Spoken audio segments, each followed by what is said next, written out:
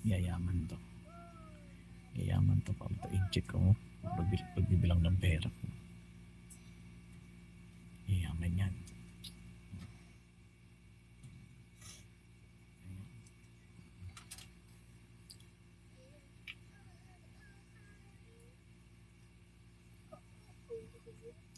Magkano na yung pera mo? Bilangin mo ulit ba? Para hindi ka nagkakamali. Ha? Bilangin mo, may tigwa 1,000 yan eh.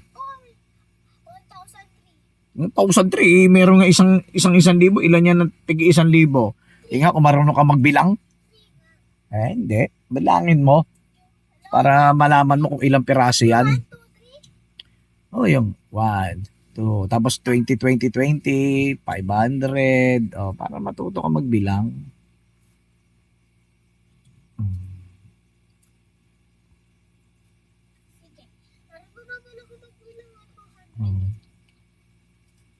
Nakantok ako. Yan na guys. Nahulog. O, tinan mo, nahulog pa. Wala na, logi ka na agad.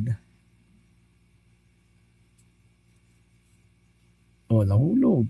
Nahulog mo. O, sino yung babayaran mo ng utang? Sabi ko sa'yo, ihiwalay mo yung puhunan at yung kita. Yung puhunan, pag naubos na yung paninda mo, mambili mo ulit yon. Yung kita mo, itatago mo lang, paramihin mo. O, di ba? Pag may oras sa paggagamitan ka, yun ang panggagastos mo. O. Ba't tinatapon mo?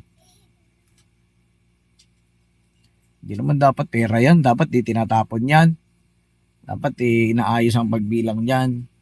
Hindi tinatapon. Hindi nilalaglag. Mamaya hindi na yan bumalik eh.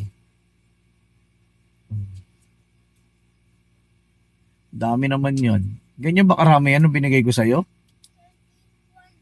Ganyan yung karami yan ang binigay ko sa'yo? Ba't parang ang dami? Parang konti lang yun.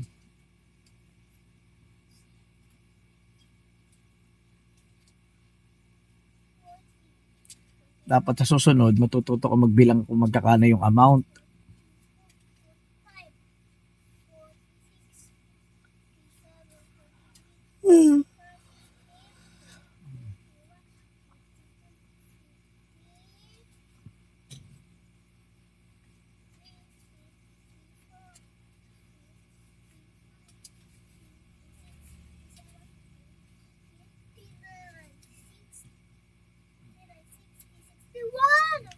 $61. Ang susunod yung halaga ang bibilangin mo. Yung amount niya, kunwari may 20 yan, tapos mayroon pa isang 20, edi 40. Pag may 500, 540. O pag may 1,000, 1,540. Ganun. Babay ka na. Bye-bye.